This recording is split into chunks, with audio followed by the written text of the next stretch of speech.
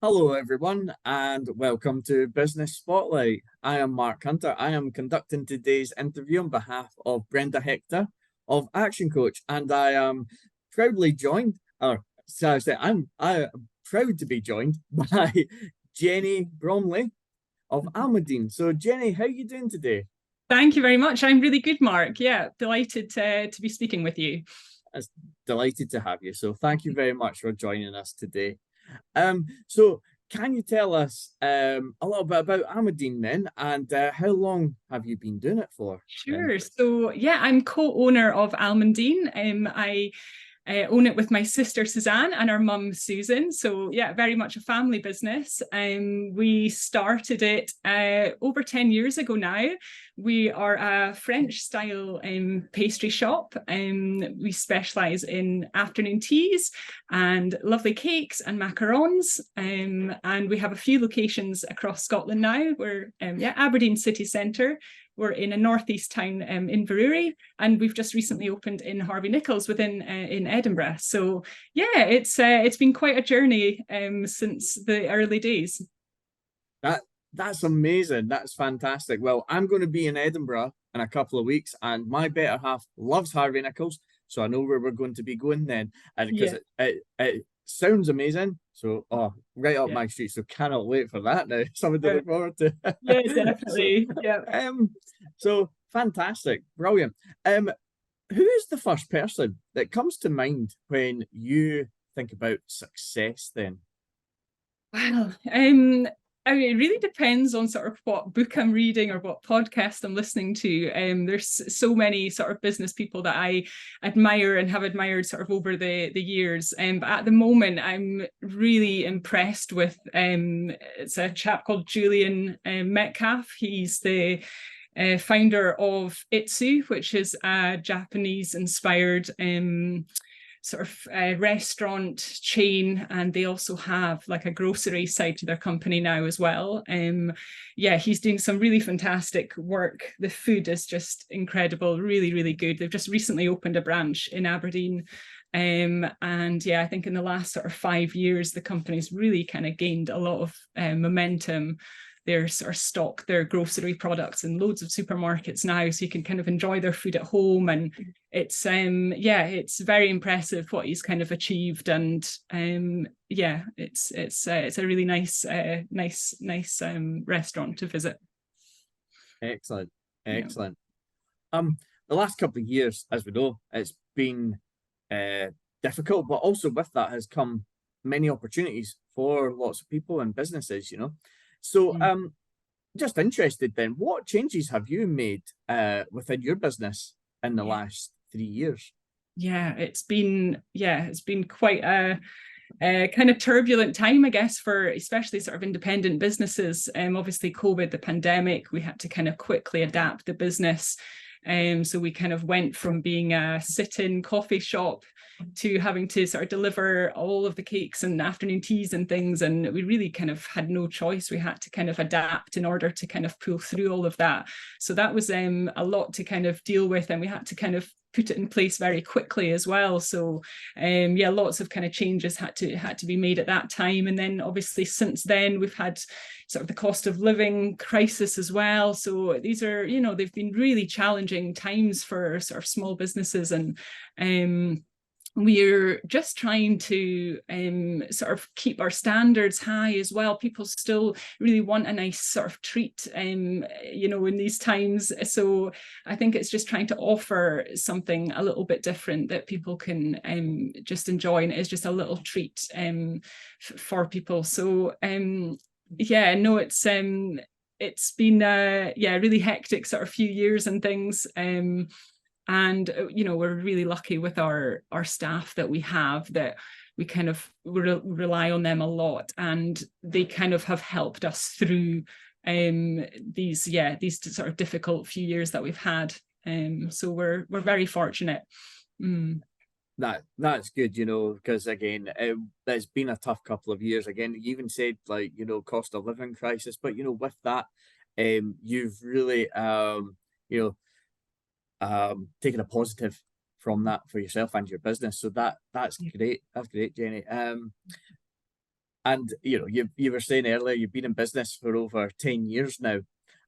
What's been your biggest learning as a business owner then Yeah. in that time? Um, I think putting trust in your team more, it's quite hard because your business is often talked about as like your baby, you started it from nothing and you want to kind of really nurture it and control everything. But I think letting go of some of that control and just putting your trust in your team, and allowing them to kind of step up, and flourish. And that is when, I get so much enjoyment from my job, is when I see my staff, doing, our team doing really well. And it really is like such a proud moment. So I think it's so easy to try and keep control, but I think the best thing you can do is let go of some of that and allow your team just to thrive. Yeah. So yeah, no, it's been great. And yeah, as I say, we're so lucky with our team that we have.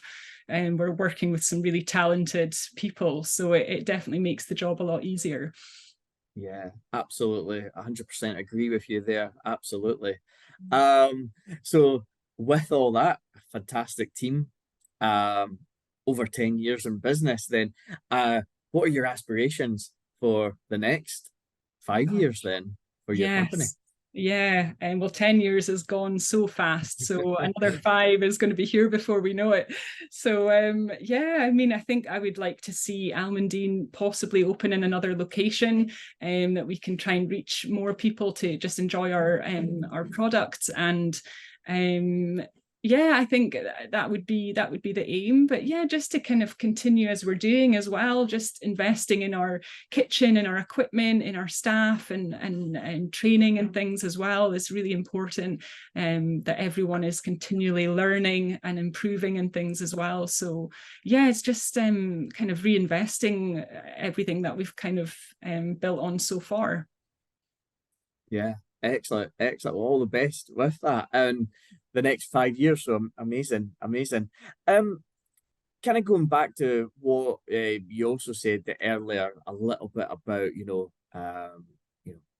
current living crisis and everything, and economically where we are at the moment as a country. But in your location, where you mainly do business, what's the current employment situation like in your area?